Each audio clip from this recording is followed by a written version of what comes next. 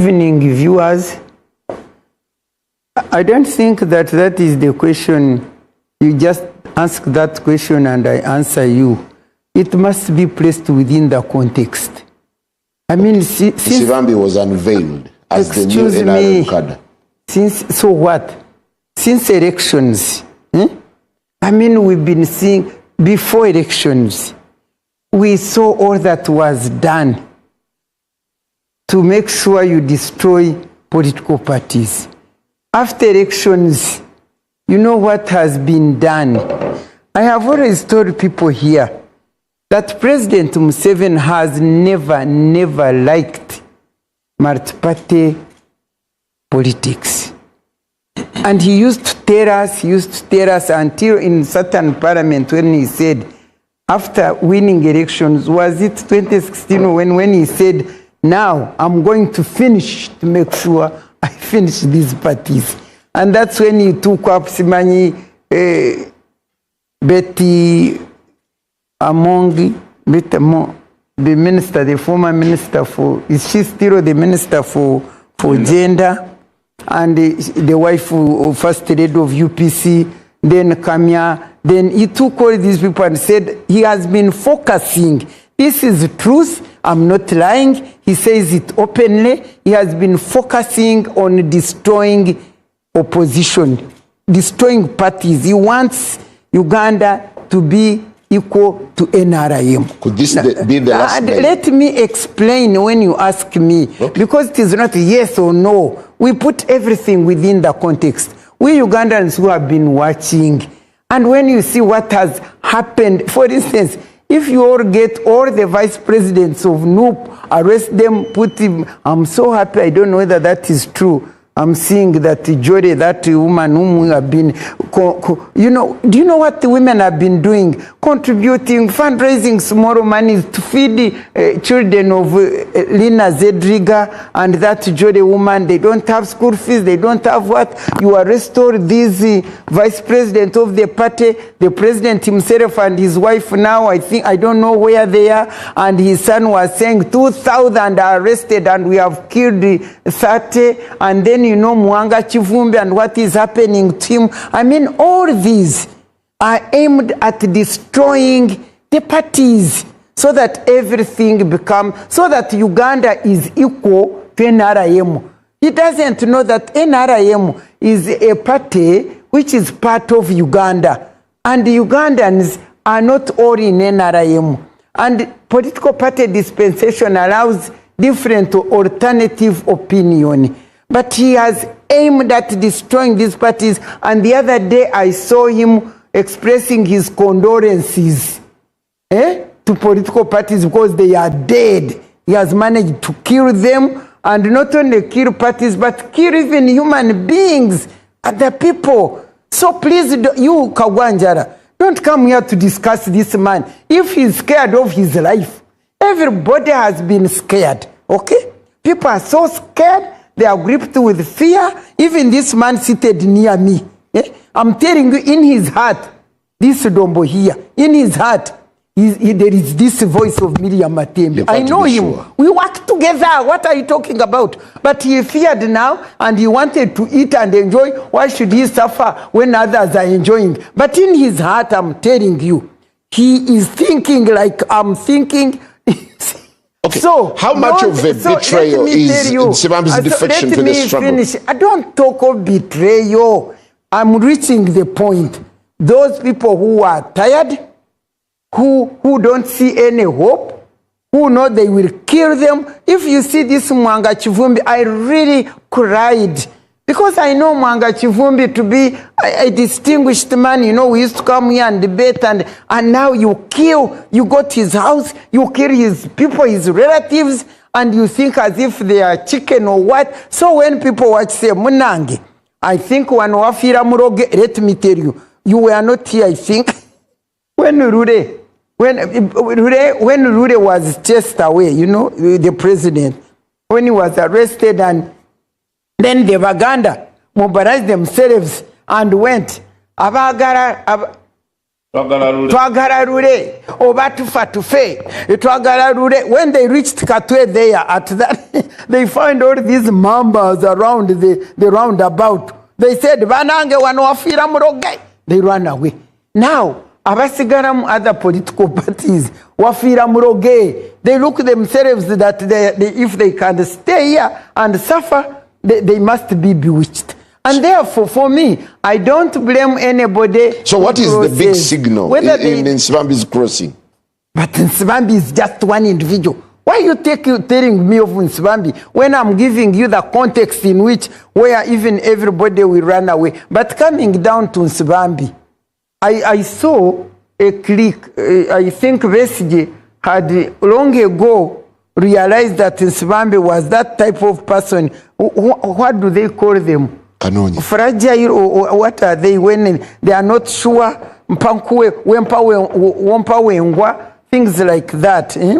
He was that type. I think he named him that man a name Kanonya. Which Kanonya Chakurya. Kanonya Chakurya, maybe it is like that. He baptized him that. He prophesied that. Now he has gone. And others will go. Because it takes, if you take it in biblical terms, they are those people, it took few people to really die for Jesus. Even in this Uganda, we go to matters what? You remember where we go for Namugongo?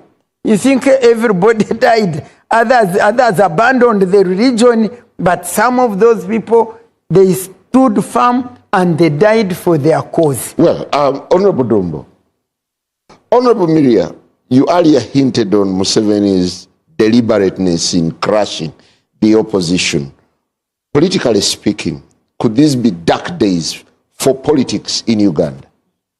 But you also, your question is, what don't you know? Where is the... What I've asked you is what I know. Could this be dark moments? When people are dying, when organizations are shut down, when the civil society are closed. I mean, you are a media person. Anyway, suppose you want to say things, but you want to pass through our mouths. Now I can understand. Because you know what is going on, but you want it to come from Matembe's mouth. Everybody knows. For me, actually, I want to say I am sorry that I've been invited here to discuss people who are crossing over here and there. I thought we were going to discuss the political situation in this country, to see the people who are imprisoned, where are they? Yeah, here is a new storm. I thought, at Wareri, there is no storm here. Which storm? By the way, do you know what? I don't know Nsibambi. Do you know that I don't know that man? I, Miria Matembe, I don't know Nsibambi. So, I do not see, when Nsibambi decides because he fears to die, because they have bought him, because we know what they do. And he crosses, and now that becomes a national issue, and Ugandans are here. I'm here not to sleep tonight because I'm discussing a person I don't know. You should bring us here to discuss real issues, to discuss the issues of when all those people who they said they are imprisoned, they are arrested, where are they? We want to know all these tortured people, why the people those people whom they killed there in Mwanga Chivumbi's home, is it a closed chapter? They kill them and it is like that. We want to know why the vice presidents of FDC are really being arrested, are being charged with terrorism, with all these things of NUP. We want to know, by the way, where is Chaguranyi? I have seen now that we went to look for the lady to visit her. You know, I always go mobilize women to go and sympathize. At least we were able to go and visit Mwanga Chivumbi's wife, and we visited there, and she broke down and she cried, and at least we gave her comfort. But when this Bambi, Winnie, Babi, when Babi left Mengo Hospital, is it in Zambia where? We went to look for her. We said she has gone because she's unsafe. They may kill her. Now here we are Ugandans here in this country. We don't know where the leader of the biggest opposition in this country is. We don't know where she is. We don't know where his wife is. We don't know where their children are. And you are there celebrating and enjoying, and you call us here to discuss the what makes it important? No. This is still the next time call me to discuss issues which concern Uganda, and we discuss those, and we I'm really sorry that you never knew the topic, but you accepted the invitation. Why Nsibambi? Who is Nsibambi? I've never known him. I'm sorry. I'm not demeaning him. But I don't know many of these people in politics. We are looking at the significance of defection. And what it means to the politics. But I want to ask you. The country. Okay, I told you very clearly that it is the environment in which things are happening. You are talking. Anita Mong left. And Tayebwa left. And she's now doing brokerage. And they go to... She's now the then broker. Listen when you ask me. And then they left. And they got to big opposition. Did FDC die? It remained, and then some down the road, they separated whatever, because all this is being done because President Museveni doesn't want political parties. I mean, it is clear, everybody, you want me to shout it, I don't know how loudest, because he used to tell us, and I think you remember, that I don't want you to go to political parties. When one day you go to political parties, I will get to Rachtura, and go and start grazing my cows and see you cutting one another with pangas. I'm not misquoting. He used to tell us when we were still in the movement. But you see, eventually he was forced to go into political parties because two things, by the way. The NRM party, I mean the movement, National Resistance Movement Party, down the road, had started dwindling, and it was about to go into a one-party state. That is very clear. It was about to go into a one-party state. And because there was so much corruption, and so the outcry within Uganda, because of those things, joined with the outcry outside. He said, because I was in Chankwanzi, when they said we must open for political parties. And the issue was, because of what is this shouting and so on, which is disturbing us. Those people who want to be in opposition, but I don't want the parties. So that we can get peace. You hear? That is what I'm telling Uganda. That is the truth. Nobody can deny it, and nobody can say Matembe is lying. So because of that, we went and then let me tell you another third reason. Because he wanted to remove the term limit. Okay? He wanted to remove the term limit. And that's when he said, because to defeat the other international pressure, he said when we bring in political parties, because that's what they are craving for, and when we remove the term limit but open political parties, they will not mind. They will feel good that we are going into political parties, and then we remove the term limit, and for us we continue. So President Museveni, even right now, even his word, when he declares, I'm going to finish all these parties, and now you come here and say, so-and-so has crossed, so-and-so. I mean, it is nonsense. It is very clear and definite that as much as he defeats everybody, as much as he takes them over, that's good. But the point I want us to discuss here, out of what I have said, is this. What exactly Dombo is here? What is multi-party political dispensation? That's it. I want to ask, does Museveni and his government believe that all Ugandans have one view, and therefore they must belong to NRM? Because I want, Kagwa, let this be talked about, because it is disturbing me and confusing me. What does he want when he says, they said, Simanye, recently he said that they've overreached direction, and he lost his Simanye 2 million who didn't overvote. Otherwise, it would have been all NRM. What does he gain when they say that political parties, you will allow the trust deficit? When Nsibambi was, the first time Nsibambi made headlines was his meeting with President Museveni. Whispers started going round that there are quite a number of people who are secretly meeting President Museveni. How best can the opposition overcome the issue of trust deficit? You know, for me, what I want to say, you allow me to speak my mind as a senior citizen in this country.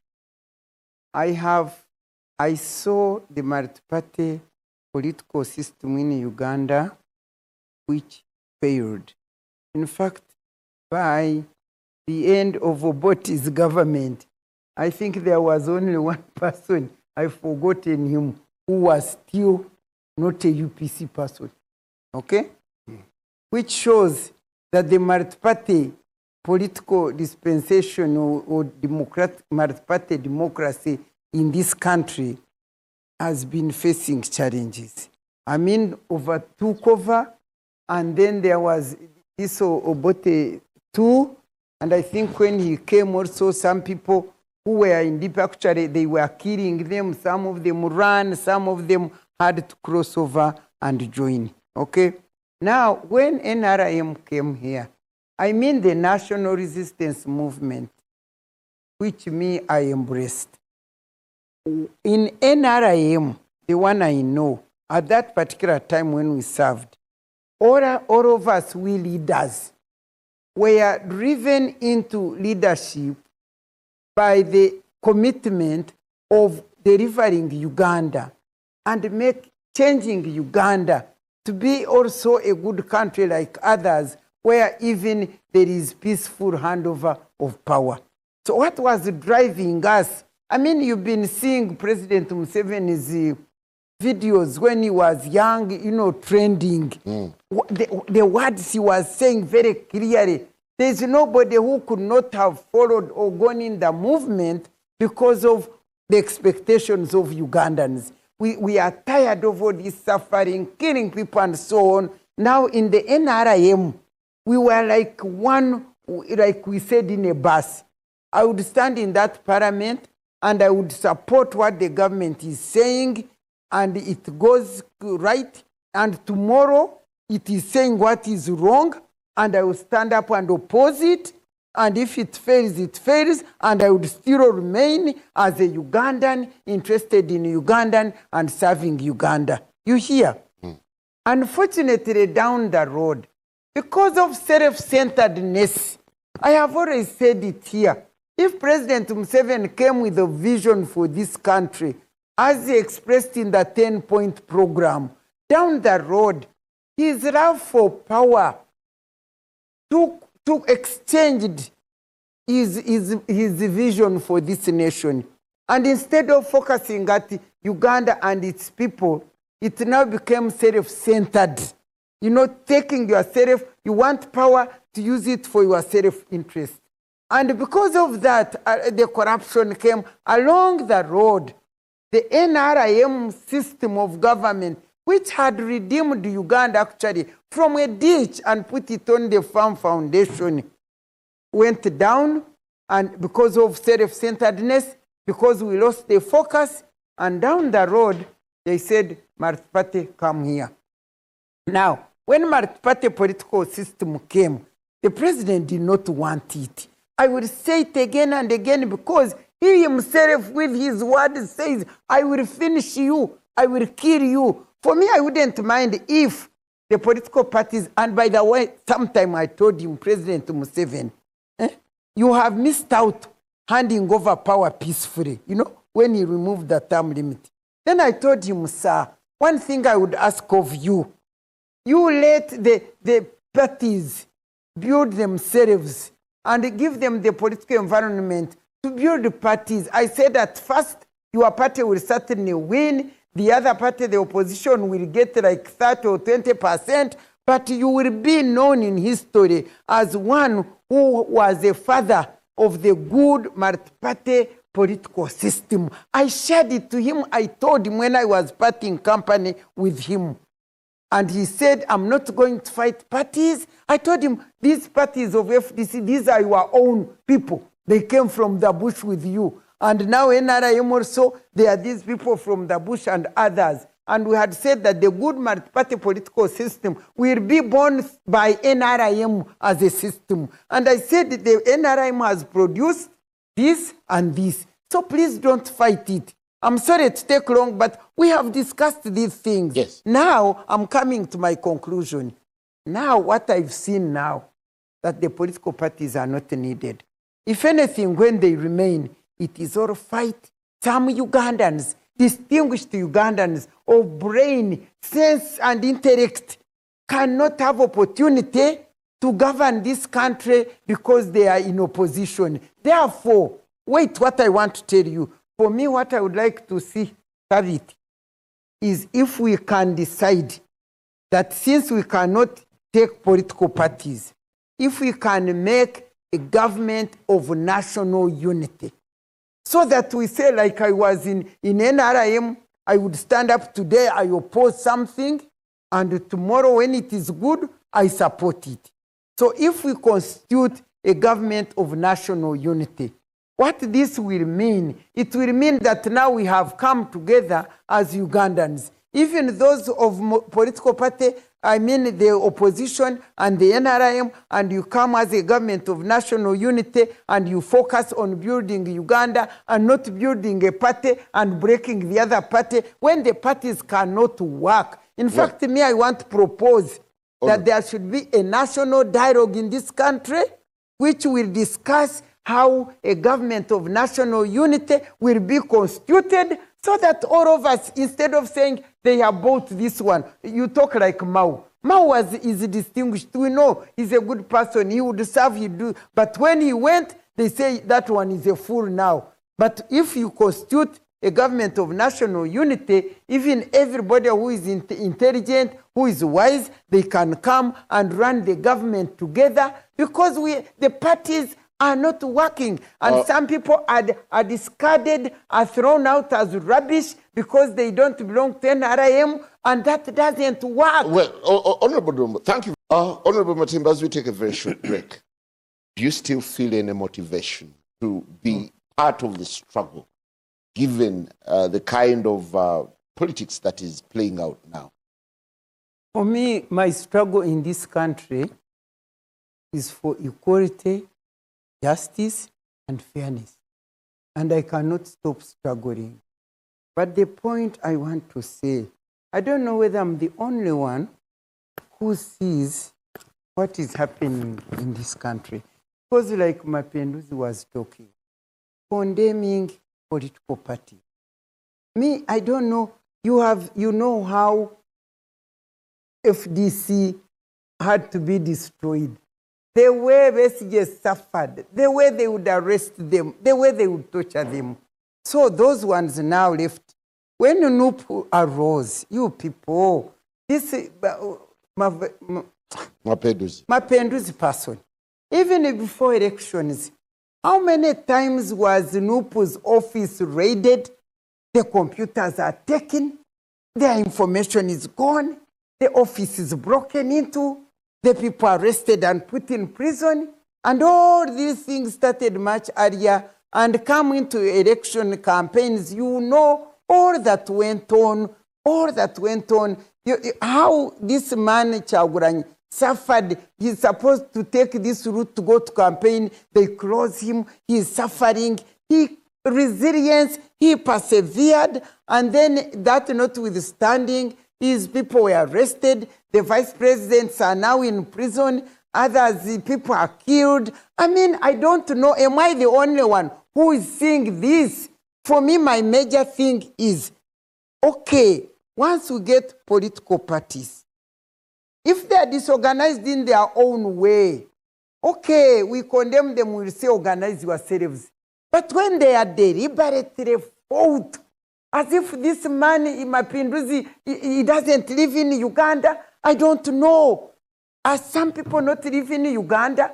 Are you so happy when you see all these vice presidents, poor women who have been tortured, who have been in prison, and the 2,000 people whom we don't know where they are, and those ones who were killed and disappeared in the last election, 2016, is it 2021? Dude, are these Ugandans in NRM? Can't they see? For me, I don't mind. If the NRM was not deliberately fighting to destroy parties. And the president is clearly saying, okay, I'll take you off, like he told us in 6th parliament. He said, I will fight this parliament until I take over it. He fought it. He went 7th parliament. He fought by 8th parliament. Parliament had no power. Parliament has no authority. Parliament is a child of Museveni. So he said, I will fight these parties until I finish them. So the future... I want these people of NRM to be Ugandans and stop being stupid. Do they call it made stupid or whatever? Because where are their eyes? Is it we who don't believe, who don't agree with the NRM and the wicked it is doing? Is it only we who can see the wrong that is happening? Why shouldn't now I raise it here? The NUP, the leader of NUP, what did Kyagulanyi do? We want to know why Kyagulanyi did that he had to suffer, that his family is off, that his home is raided, that the office was always raided. What did he do? We want to know. But Ugandans are there quiet. They can't raise that. I mean, Mapinduzi, you people, we shall pray to God. When he hears one day, you will be like other governments. Well, we'll take a very short break, but before we get